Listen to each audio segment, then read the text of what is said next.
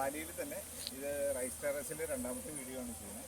ഇതൊരു private managed പ്രോപ്പർട്ടിയാണ്, ഒരു സ്വകാര്യ വ്യക്തിയുടെ സ്ഥാപനമാണ്. പക്ഷേ ഇത് കണ്ടു എത്രത്തോളം ആളുകളാണ് ഇവിടെ വന്ന് ഇവിടുത്തെ കാര്യങ്ങളൊക്കെ ആസ്വദിച്ച് പോവുക. ഇവിടുത്തെ കൃഷി എനിക്ക് തോന്നുന്നത് പേരിന് മാത്രമേ ഉള്ളൂ, പക്ഷേ അത് വലിയൊരു ഹൈലൈറ്റ് ആയിട്ട് വലിയൊരു കാര്യമായിട്ട് ഒരു ആക്ടിവിറ്റീസാണ് കൂടുതൽ പ്രൊമോട്ട് ചെയ്യുന്നത്.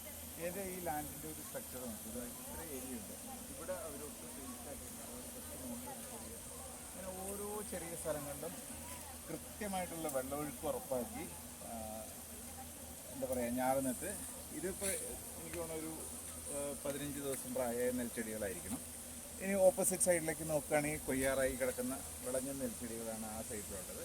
അപ്പോൾ ഇത് എനിക്ക് തോന്നുന്നു ഇവർ ഈ ഓരോ റൈസിൻ്റെ ഓരോ സ്റ്റേജും ആളുകളെ കാണിക്കാൻ വേണ്ടി പല സ്ഥലങ്ങളിൽ പല സമയങ്ങളിൽ പ്ലാൻ ചെയ്ത് ഒക്കെയാണ് ഇത് ചെയ്യുന്നത്. അപ്പോൾ ഇത് വരുന്ന വിസിറ്റർമാർക്ക് വരുന്നവർക്ക് ഇതെല്ലാം കാണുമ്പോൾ തുടക്കത്തിലുള്ള ഞാറ് ചെടികളും കൊയ്യാറായതും എല്ലാം കണ്ട് എക്സ്പീരിയൻസ് ചെയ്യാം. ഈ ബ്യൂട്ടിഫുൾ ആയിട്ടുള്ള ലാൻഡ്സ്കേപ്പ് എസ്കേപ്പ് ചെയ്യാം. ഇതിൻ്റെ ചുറ്റിനായിട്ട് വാഴ കൃഷിയുണ്ട്, തെങ്ങ്, പലതരം ഫ്രൂട്ട് ഗാർഡൻസ്. ഇതിനകത്ത് എന്തോ എനിക്ക് തോന്നുന്നത് ജബൂട്ടിക്ക എന്ന് പറഞ്ഞാൽ മരമുന്തിരി ആണെന്ന് തോന്നുന്നത്. അപ്പോൾ അതിങ്ങനെ ഉണ്ടായി നിൽക്കുന്നുണ്ട്.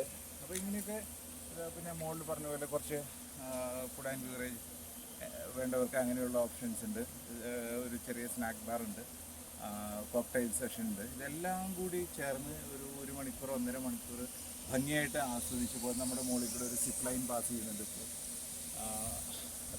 ഇവിടെ ഊഞ്ഞാലുണ്ട്. ഊഞ്ഞാലിൽ ഇവരുടെ ലോക്കൽ ട്രഡീഷണൽ ആയിട്ടുള്ള ഡ്രസ്സുകൾ വാടകയ്ക്ക് കിട്ടും. ആ ഡ്രസ്സുകൾ ഇട്ടിട്ട് ഊഞ്ഞാലിൽ എഴുതാം. അവിടെ ഫോട്ടോഗ്രാഫർമാരുണ്ട്. അപ്പോൾ ഒരു ടൂറിസം സംരംഭത്തിനോടുകൂടി അതിനനുബന്ധ സംരംഭങ്ങൾ എത്രത്തോളം ഡെവലപ്പ് ചെയ്യുന്നുള്ളതിൻ്റെ വലിയൊരു ഉദാഹരണമാണിത്.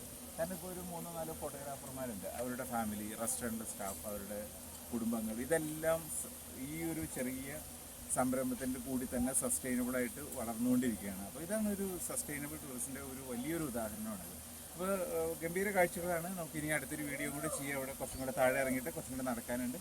അതിനുശേഷം ചിന്താമണിയിലേക്കാണ് അടുത്ത പ്രോഗ്രാം. അതിനുശേഷം ചിന്താമണിയിലാണ് ലഞ്ച്. അവിടുത്തെ വീഡിയോസും വിശേഷങ്ങളും ഇതിൻ്റെ പുറകെ തന്നെ പങ്കുവയ്ക്കാം. Thank you.